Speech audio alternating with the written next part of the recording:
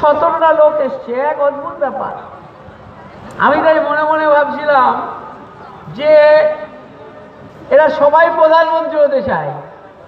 অর্থাৎ সোমবারের প্রধানমন্ত্রী অশোক আমাদের অরবিন্দ কেজরিওয়াল, মঙ্গলবারের প্রধানমন্ত্রী হচ্ছে স্ট্যালিন, বুধবারের প্রধানমন্ত্রী হচ্ছে মল্লিকার্জুন খার্গে, চতুর্থ দিনের প্রধানমন্ত্রী হচ্ছেন ফারুক আবদুল্লাহ, পঞ্চম দিনের প্রধানমন্ত্রী হচ্ছেন আমাদের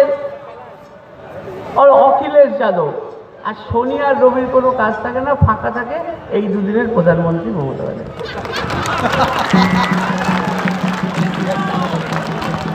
এক অদ্ভুত ব্যাপার, একটা সার্কাস।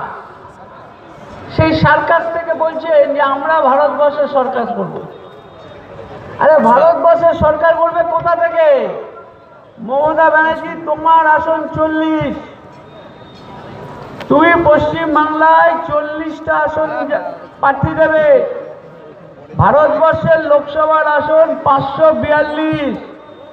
যদি তুমি 40টা আসনে প্রার্থী দিত, 2001-এ দল হয়েছে। আমরা তো পাপের প্রায়শ্চিত্ত করছি না, যে মমতাকে ক্ষমতায় বসিয়েছিলাম আর সেই ক্ষমতার অপকীর্তি দেখার জন্যে আর সারা বাংলা ঘুরে ঘুরে বেড়াচ্ছি, নিজের পাপের প্রায়শ্চিত্ত করছি। আজকে 2001-এ দল তৈরি হয়েছিল, আজ 2019, অর্থাৎ 20 বছরে আপনি 40-এ পৌঁছেছেন। অর্থাৎ 5×20=100, অর্থাৎ 100টা আসনে পৌঁছতে আপনার সময় লাগবে 100 বছর। 100 বছরে তৃণমূল নামক দলটার অস্তিত্বও থাকবে না। মমতা দেবী আপনার স্থাবর অস্থাবর কোনো বাহকও থাকবে না সম্পত্তিটা রাখার জন্য। আজকে বাংলার বুকে দাঁড়িয়ে মমতা দেবী আপনি হঠাৎ করে বলতে শুরু করলেন, আরে বাংলায় কি?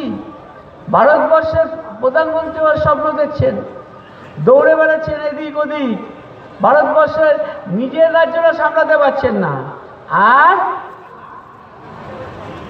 আপনি ভারতবর্ষের গণতন্ত্র রক্ষা করবেন। আরে বিগত পঞ্চায়েত নির্বাচন, ওই পঞ্চায়েত নির্বাচনে দাঁড়িয়ে কোনো সাংবাদিক বন্ধু যদি বলেন যে মানুষ ভোট দিতে পেরেছে, তাহলে রাজনীতি করা ছেড়ে দেব। বিগত পঞ্চায়েত নির্বাচনে বলেছি মধ্যপ্রদেশে আমরা হেরে গেছি, রাজস্থানে আমরা হেরে গেছি, ছত্তিশগড়ে হেরে গেছি, টাই লড়াইয়ে গুজরাট জিতেছি, কিন্তু একটা মানুষের মৃত্যু হয়নি। আর আপনি বলছেন ভারতবর্ষের গণতন্ত্র রক্ষা করার জন্যে মোদিকে তাড়াতে হবে। আর আপনার রাজ্যে 100 জন মানুষ খুন হলো, তার মধ্যে 52 জন মানুষ ভারতীয় জনতা পার্টি।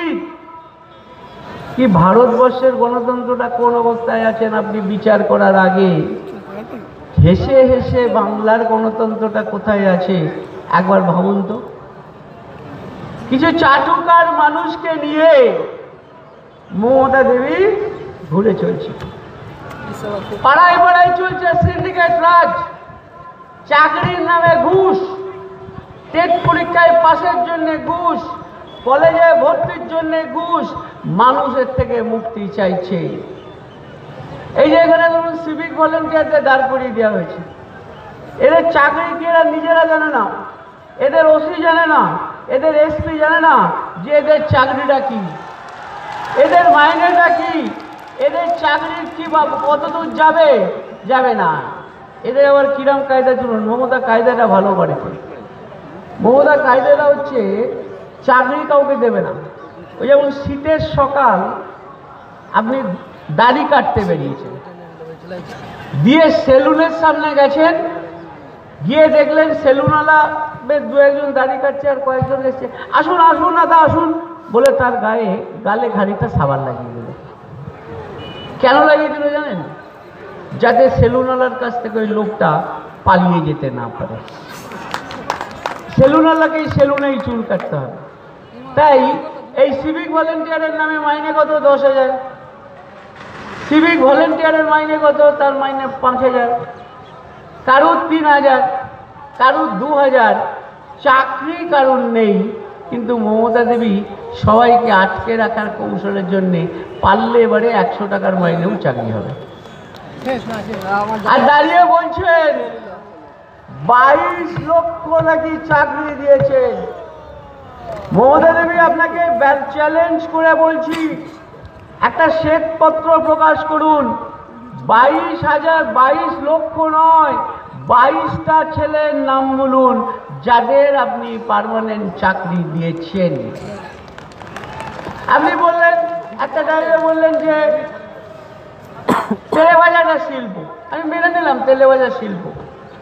আপনি বলুন তো কটা সেই তেলেভাজা শিল্প আপনি তৈরি করেছেন, তাও বলতে পারেন।